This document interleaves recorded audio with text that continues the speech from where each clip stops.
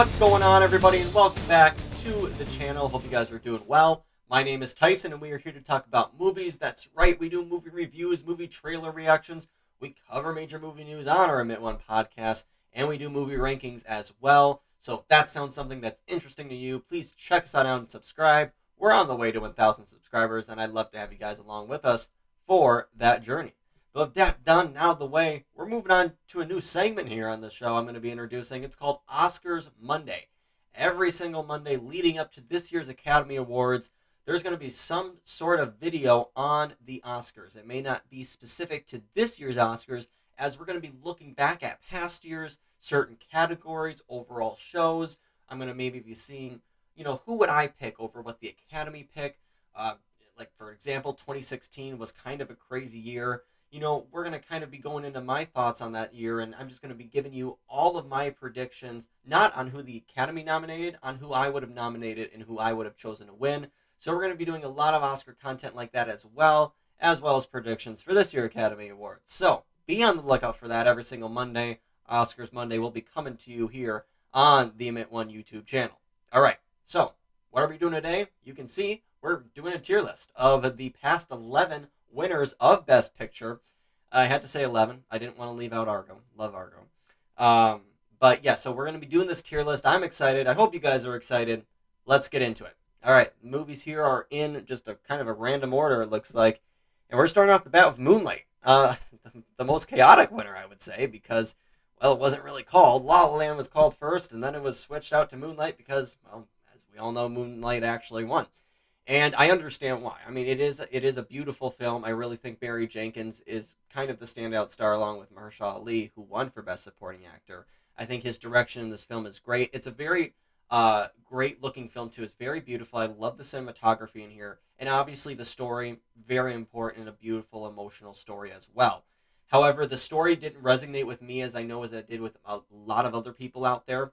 And I don't love the film, but I definitely think it's a great one for sure. So I am putting Moonlight on, if I can get it to work, I'm putting Moonlight on the B tier, all right? Starting off strong. I do love Moonlight. So yeah, I'm putting it on the B tier for that. And then we got Parasite, the first foreign language film to ever win Best Picture at the Academy Awards. I love this movie. Ever since I saw it in the theater, I didn't know what I was going to expect kind of walking in, because I was like, I don't know how I'm going to do with reading subtitles the whole time. Yeah, it didn't matter. I was just felt like I was there with the characters while watching this movie. I was just enriched in the storytelling that the beautiful Bong Joon-ho was writing and directing. And I just think this film is brilliant. It is one of the best Picture winners ever, in my opinion. I really do praise this film. I think it's phenomenal. I almost rewatch it, I'd say, like at least once every year. I just think there's a great lesson here on what storytelling is, character development, getting for us, the audience members, to care about the characters, and it relates so well to the current social climate. With that all being said, Parasite, automatically, it's going on that S tier. It deserves it. All right, moving on to the COVID year, Nomadland here. I don't know. This film's good. It's okay, but it's a little frankly, it's boring to me. I think Chloe Zhao is a good director here, and I think she, deserved to win probably for Best Director at this year's Oscars. When I look back at the nominees, I would have chosen her 100%, and I think her direction is probably the best part of this film. However, I just didn't really enjoy it, and I wouldn't pick this film out of that year's lineup anyway. And everybody knew it was going to be Nomadland. All the precursors went to it. But just ultimately, not a lot of excitement out of this one. Kind of bland for me. And I don't think it's remembered that much by many people. So with that being said, I'm putting Nomadland on the D tier. Moving on to a more exciting film, The Shape of Water. Definitely a stretch, though. It is different, I would say. It surprised me kind of that the Academy would have gone for this film, because it's a different type of film. It's a little weird.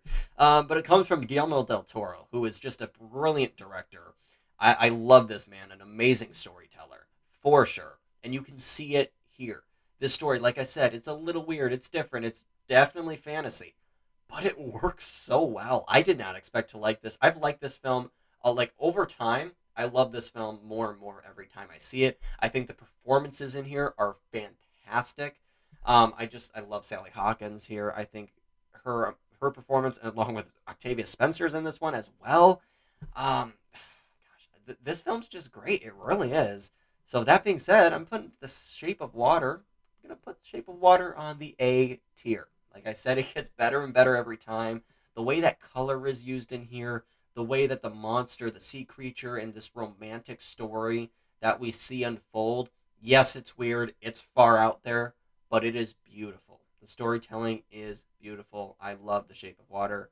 Put it on that A tier. Coming in is the newest Best Picture winner, and that is, of course, Everything Everywhere All at Once. And it got every award possible almost. It just swept the Oscars for the most part. And this is also a film, a little bit of a hot take. I don't like this film as much as a lot of other people do. I like what this, you know what, do I think it's a great multiverse film? 100%. 100%. The performances in here, Michelle Yeoh, love Michelle Yeoh in this film. She's amazing. And oh my gosh, Ke Huy Quan, come on now. And Stephanie Hsu is great, and Jamie Lee Curtis is in here as well. And the direction for the Daniels, I'm very excited to see their journey, and I'm very excited to see their next project. Um, but the story was good. It just didn't gravitate towards me and didn't really pull me in.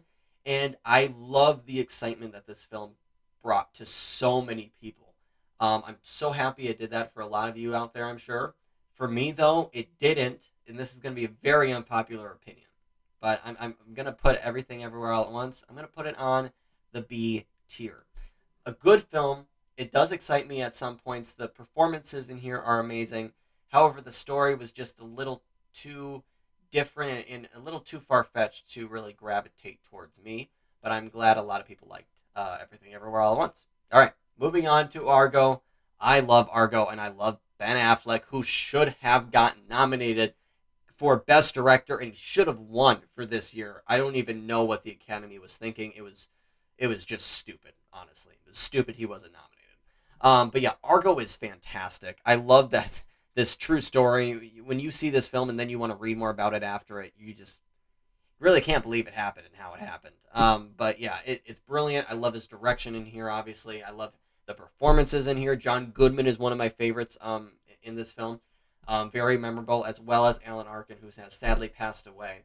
But I think this is probably Alan Arkin's best performance, or at least one of them. But yeah, Argo is one of the best picture winners, I think, in this list. So with that being said, I'm putting Argo in at the A tier for sure. All right, next up we got Birdman 2014 here. Yeah, I watched this movie. I think I've seen it twice. And the performances in here again are great. And I want to get this pronunciation right, but I know I won't. Ayaru Interitu. I know that's wrong, but I like the direction in here. I really do, and I think he's fantastic as a director, and I think he did a great job here. Michael Keaton's good. Emma Stone we got in here, but again, this is kind of like Everything Everywhere All at Once, where I just didn't gravitate towards me. I didn't really like the story. It was a little too far out there and a little confusing as well.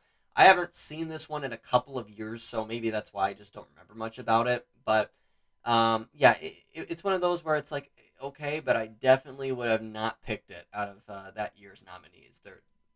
There's one film on there that I would have picked 100%, but that's going to be in a future video. But yeah, Birdman, I'm just going to put on the C tier. It's okay. All right, then we got Green Book.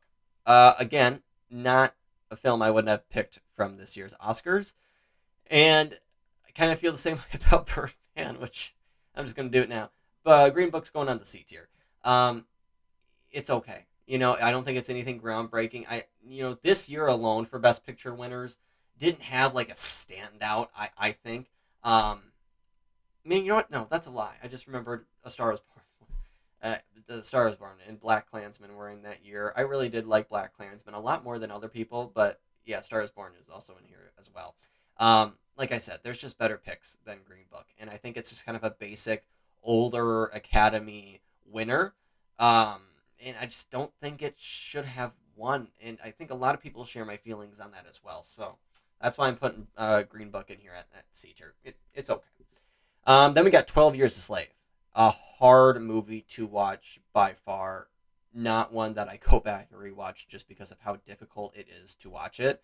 But a beautiful movie at the same time. Obviously, the story about slavery, like I said, hard to watch. But Chiwetel Ejiofor in here is fantastic. I feel like it's a masterclass in acting by him. This is the first time we really do see Lupita Nyong'o, who won the Oscar here. She is fantastic in this film. Fantastic. Michael Fassbender is also great in this one as well.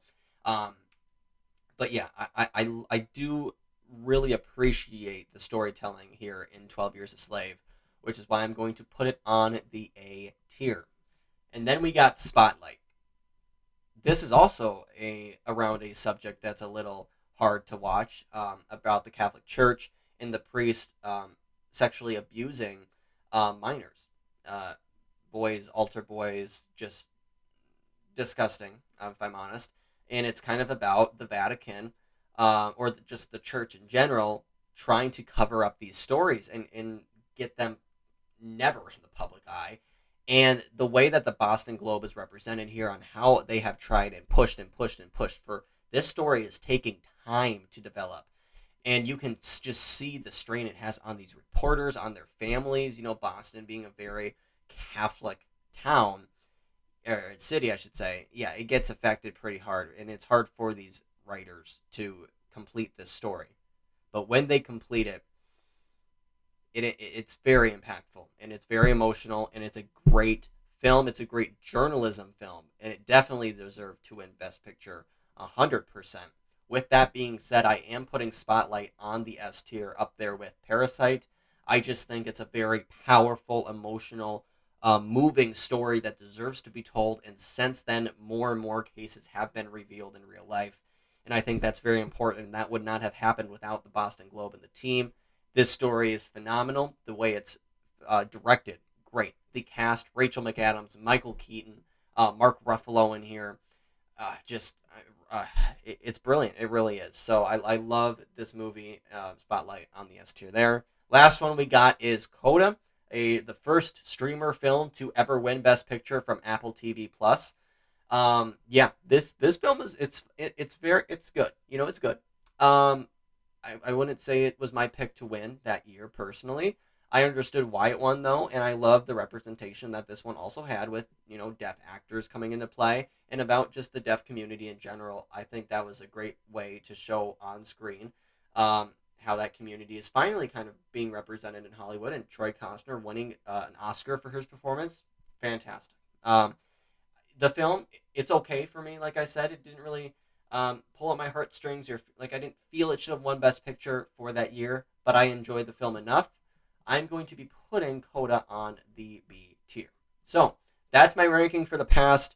That's tier list ranking, I would say, for the past 11 Best Picture winners. But let's go through and rank them now in each tier. Starting off, D tier, Nomadland. Yeah, that's where that one stands. C tier, I would keep it the same as well. Birdman and Green Book, keep it in that order. Going up to the B tier here, we got Moonlight, Everything Everywhere All at Once, and Coda. Let's see, would I keep it? Everything Everywhere. I'm gonna put Everything Everywhere All at Once above Moonlight. Yes. No. It wants to move. Yes. Oop, there we go. All right, so that's how I rank the B tier. A tier, I'm gonna put Argo above The Shape of Water, and then I'm gonna put The Shape of Water, and then 12 Years a Slave. And then for S tier, I'm keeping it the same two with Parasite and Spotlight. Again, two very different films, but both fantastic, I believe. All right, guys, so that's going to do it for me here in this video. Let me know your thoughts in the comments below. How would you rank the best 11 Best Picture winners? Very excited to hear you guys' thoughts. And let me know how you guys are thinking about this Oscar Monday session that I'm going to be doing here on the channel. I'm very excited to be doing these videos, looking back at my past predictions or my past winners or who I thought should have been nominated at the Oscars. We're definitely going to be delving into that. And obviously, we're still going to be doing predictions for this year's Oscars as well. So all Oscar content every single Monday here on the channel. So be on the lookout for that.